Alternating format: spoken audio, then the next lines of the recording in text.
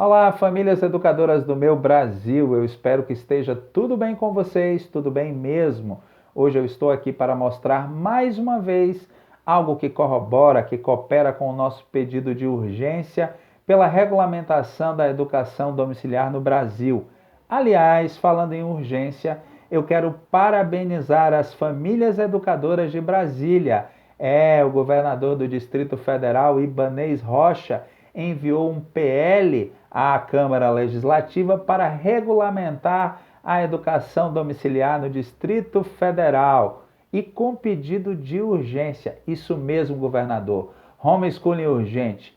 Parabéns pela coragem e eu espero que outros chefes de executivo, como por exemplo prefeitos e governadores aí em todo o Brasil, sigam o seu exemplo. Famílias educadoras, na semana passada nós tivemos uma hiper, mega, ultra, super live com o Carlos Xavier, o Carlos Vinícius e o nosso amigo Tiba Camargo.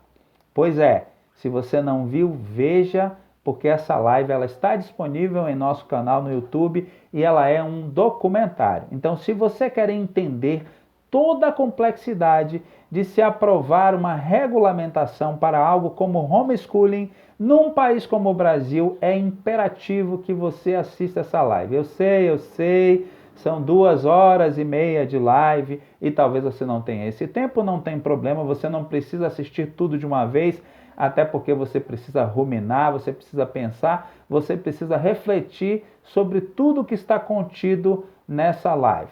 As perguntas instigantes do Tiba Camargo, as respostas completas, precisas, eu diria cirúrgicas, do Dr. Carlos Xavier, a análise sensacional que o Carlos Vinícius faz, inclusive com um quadro comparativo sobre os tipos de regulamentação que existem hoje aí no nosso país. Então é imperdível. Você que é estudante de direito, nós somos procurados por muitos estudantes de direito todos os dias, querendo fazer seus TCCs, suas teses. Pois é, aproveita e assiste essa live também, porque ela é uma aula.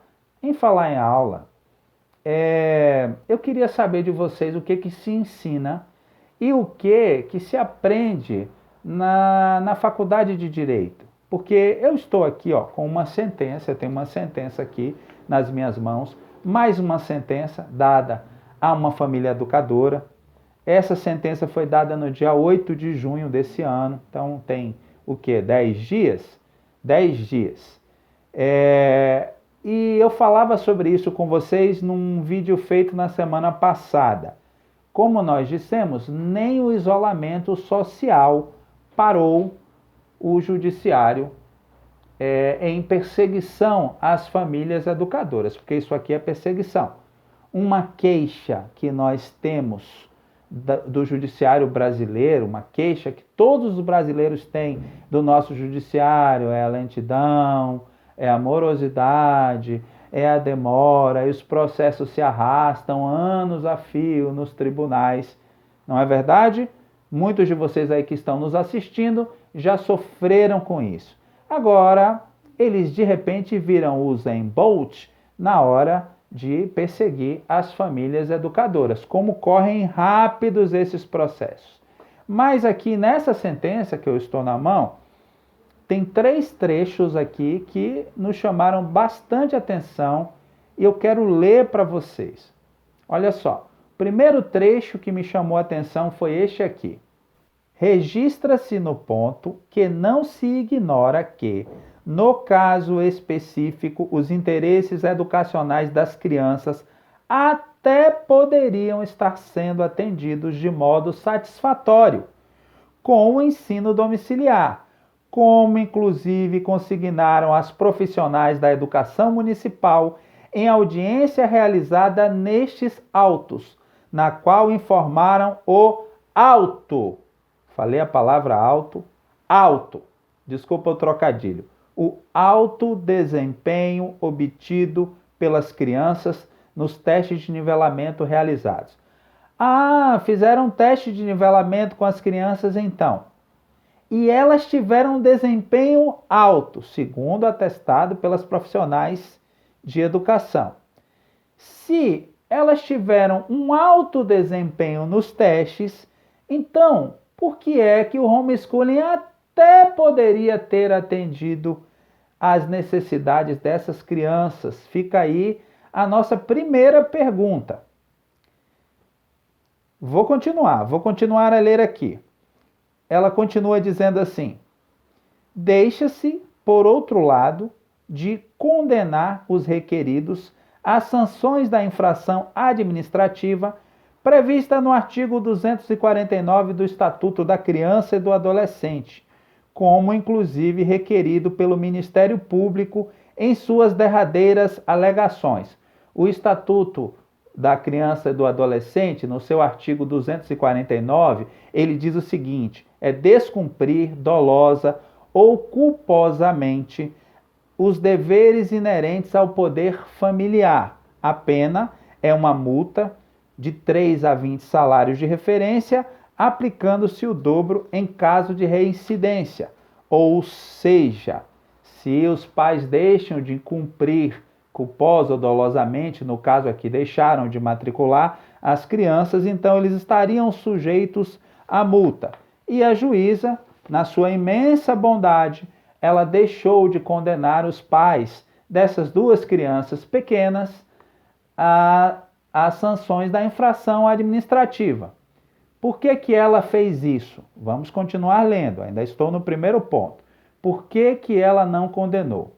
Ela diz aqui: por reputar-se que o ensino ministrado às crianças em domicílio atendeu, observe aí, até o momento às suas necessidades, não se podendo falar em descumprimento doloso de dever parental, mas sim e tão somente em divergência a respeito do meio mais adequado de garantir educação de qualidade à prole. Olha que interessante. Primeiro, a juíza disse que o homeschooling até poderia ter atendido às necessidades das crianças. Depois, ela faz constar aqui nos autos que as crianças tiveram alto desempenho nos testes que foram feitos, nos testes de nivelamento.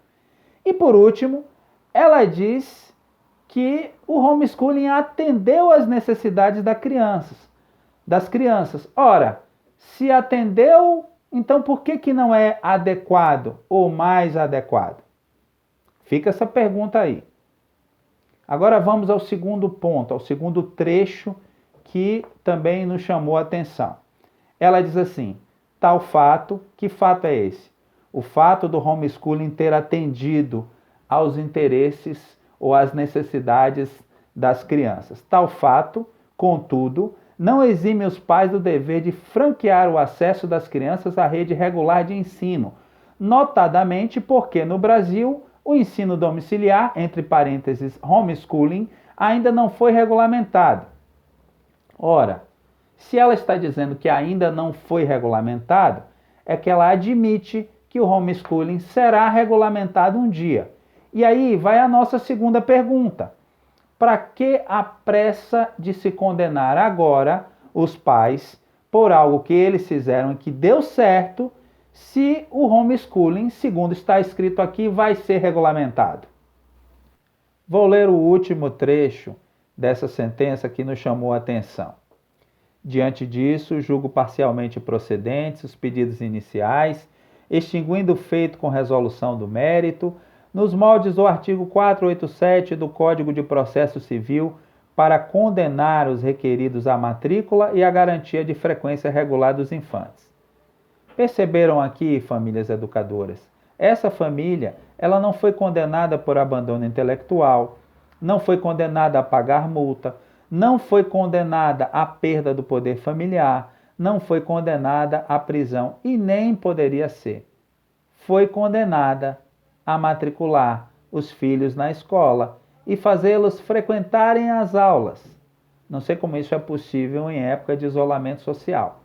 Mas o que está aqui nessa sentença é que a condenação é matricular os filhos na escola. Olha, matricular filho em escola muitas vezes acaba sendo uma condenação para os pais e para as crianças. Nesses 10 anos, o que a gente tem ouvido de bobagens, de chacotas, de gozações, de falácias, de opiniões, muitas vezes de acadêmicos, recheadas de arrogância, de preconceito, nada contra os acadêmicos, mas muitos deles falam sobre o que não sabem, não conhecem o homeschooling. E nós sempre mantivemos uma postura de não falar mal da escola, de não falar das grandes mazelas da escola. Tem algumas perguntas que eu gostaria de fazer a vocês, a essa juíza. Olha, no Brasil, 4 em cada 10 jovens de 19 anos não concluíram o ensino médio. Ou seja, 40% daqueles que entram na escola, lá no fundamental, não chegam a concluir o ensino médio. Minha pergunta é, Meretíssima, a senhora anda de avião, viaja de avião? Com certeza sim, ou já viajou alguma vez. A senhora viajaria de avião se de cada 100 aeronaves que decolam, apenas 60 chegam no seu destino? É certo que não. No Brasil, 1/4 dos jovens de 16 anos não concluiu o ensino fundamental. Você entraria numa concessionária para comprar um veículo 0 km, por exemplo, se soubesse que de cada 100 carros fabricados no Brasil, 25% deles estivessem faltando peças, não passassem no controle de qualidade, tivessem sido condenados pelo controle de qualidade, mas estavam lá nas revendas, o que você faria? No Brasil, 55% dos estudantes de 8 anos, isso é mais da metade, que estão no 3º ano do ensino fundamental, na antiga 2ª série, não têm conhecimento suficiente de leitura e matemática. Você entraria numa farmácia para comprar um remédio, compraria ele se soubesse que ali só tem 45% da dosagem que está escrita na caixa e que na receita serviria para combater a doença? É claro que não. Então, como obrigar uma família educadora a manter os filhos nesse sistema? Olha, gente, eu não tenho aqui a sabedoria do Alexandre Magno, eu não tenho a inteligência do professor Carlos Xavier, eu não tenho a competência técnica do Carlos Vinícius, eu vou parar de citar nomes por aqui, para não esquecer nomes de juristas e homens do direito que eu admiro bastante. Eu sou um homem leigo no direito, mas eu acredito sinceramente que o direito existe como instrumento de realização da justiça. Ou, em outras palavras, o direito existe para se fazer justiça. Eu queria chamar a atenção dos meus queridos parlamentares.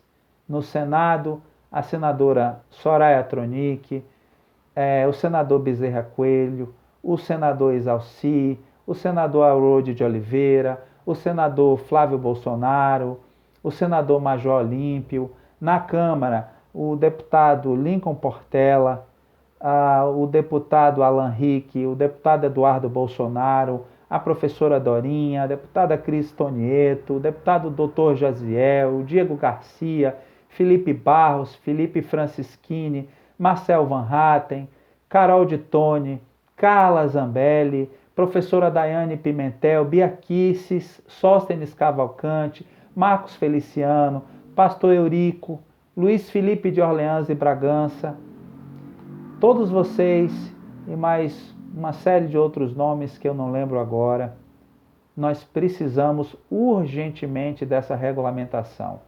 Homeschooling urgente. Vamos parar com esse negócio de presumir, com essa presunção de má-fé das famílias. Uma família não tira um filho de uma situação melhor para uma situação pior. Jamais. Um pai e uma mãe nunca faz isso. Então, o direito sempre tem que observar essa questão. Eu quero finalizar esse vídeo com outro vídeo curtinho, menos de 2 minutos, um vídeo verdadeiro. Se você não assistiu, você vai curtir. Se você já assistiu, quero que você assista de novo com um olhar mais atento, uma audiência no município de Providence, estado americano de Rhode Island, onde lá tem um juiz chamado Frank Caprio. Grave esse nome, Frank Caprio. E o que você vai ver nessa audiência é justamente o que nós temos dito aqui.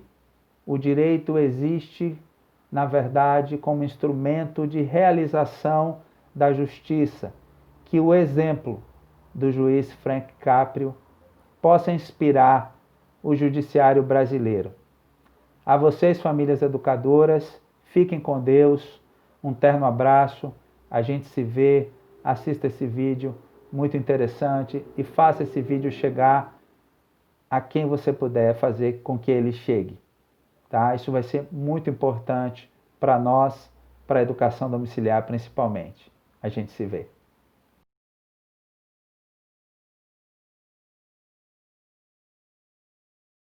Victor Colella. You can sit down, sir.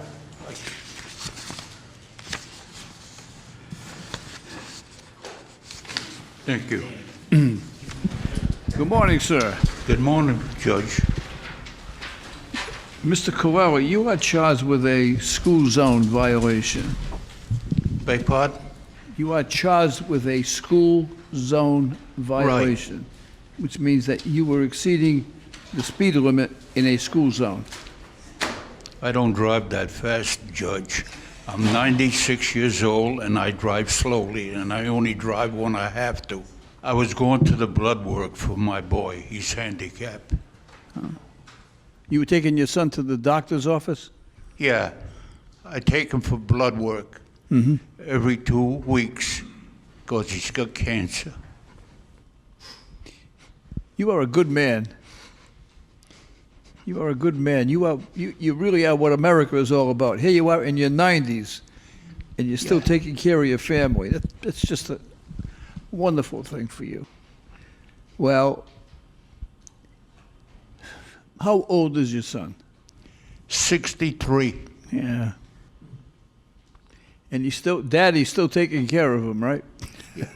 I only drive when I have to. Yeah. You see that young man over there? That's my son. Now, he's looking at me saying, Dad, when you're in your 90s, you're going to be driving me around. You're setting a bad example for my kid. You're putting a lot of pressure on me. Listen, sir, I wish you all the best. I wish the best for your son, and I wish you good health. And your case is dismissed. Good luck to you, and God bless you. Thank you.